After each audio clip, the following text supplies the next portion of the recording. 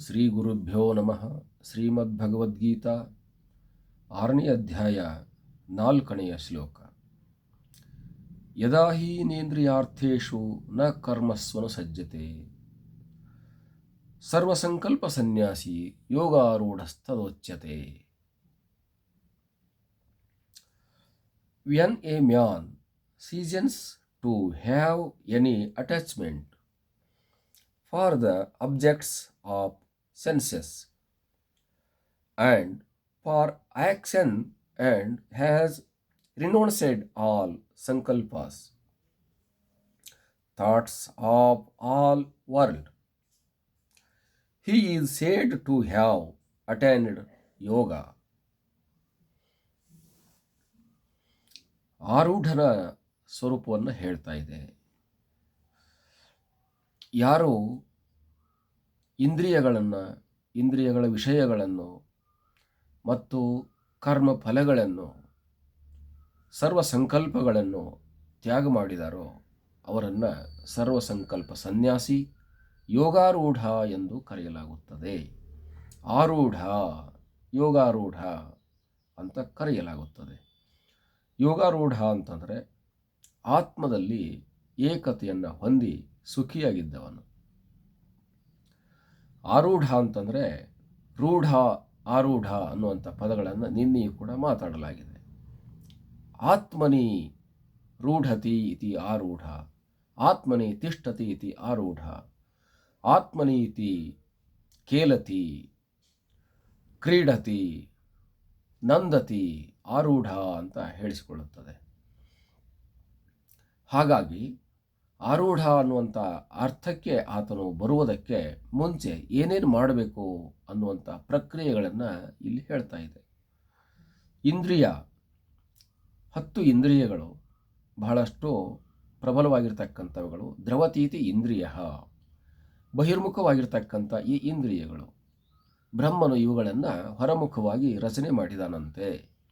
ಇವು ಯಾವಾಗಲೂ ಕೂಡ ಹೊರಮುಖವಾಗಿಯೇ ನೋಡ್ತವೆ, ಒಳಗಡೆ ಇರುವುದನ್ನು ನೋಡೋದಿಲ್ಲ. ಇವು ಇಂದ್ರಿಯಗಳು ಮತ್ತು ಹರಿದು ಹೋಗ್ತಾ ಇರುತ್ತದೆ. ಗಾಳಿ ನೀರುಗಳು ಹೇಗೆ ಹರಿದುಕೊಂಡು ಹೋಗ್ತಾ ಇರುತ್ತೋ ಹಾಗೆ ಇಂದ್ರಿಯಗಳು ಕೂಡ ಹರಿದಾಡುವ ಗುಣಗಳನ್ನು ಹೊಂದಿವೆ, ಸಂಚಾರ ಮಾಡುವ ಗುಣಗಳನ್ನು ಹೊಂದಿವೆ. ಹಾಗೆ ಇಂದ್ರಿಯಗಳು ಹರಿದು ಹೋಗ್ತಕ್ಕಂಥವುಗಳನ್ನು ನಿಯಂತ್ರಣ ಮಾಡುವುದು ಹೇಗೆ?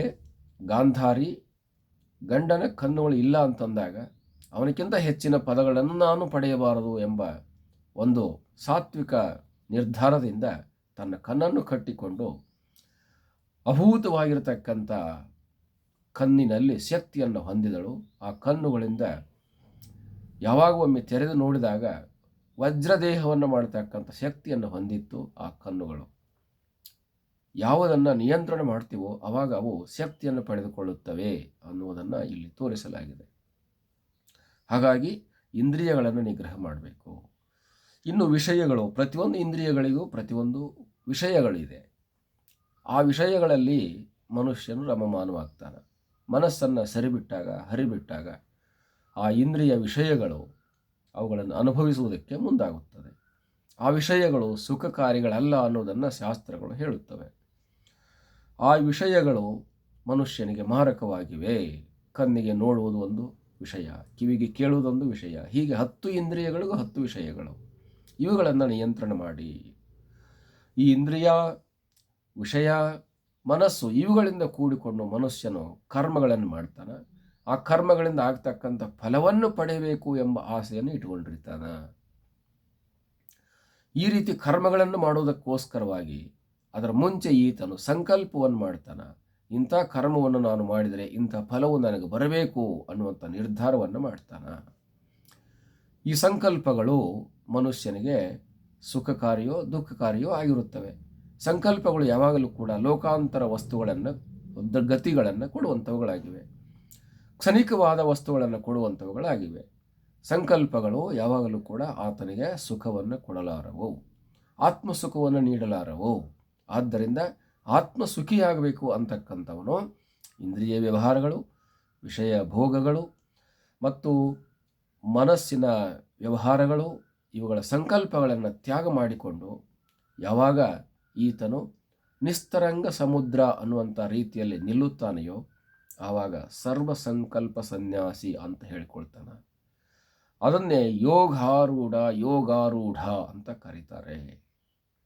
ಯೋಗದಲ್ಲಿ ಜೀವವು ಹೋಗಿ ಪರಬ್ರಹ್ಮದಲ್ಲಿ ಏಕತೆಯನ್ನು ಹೊಂದಿತು ಅಂತಂದರೆ, ದೇಹದಲ್ಲಿರುವಂಥ ಜೀವ ಬ್ರಹ್ಮಾಂಡದಲ್ಲಿರುವಂಥ ಬ್ರಹ್ಮದಲ್ಲಿ ಯಾವಾಗ ಲಯವನ್ನು ಹೊಂದುತ್ತದೆಯೋ, ಸೇರಿಕೊಳ್ಳುತ್ತದೆಯೋ, ಆವಾಗ ಅದಕ್ಕೆ ಯೋಗ ಅಂತ ಕರೀತಾರೆ, ಯೋಗಾರೂಢ ಅಂತ ಕರೀತಾರೆ. ಹರಿ ಓಂ ತತ್ಸತ್.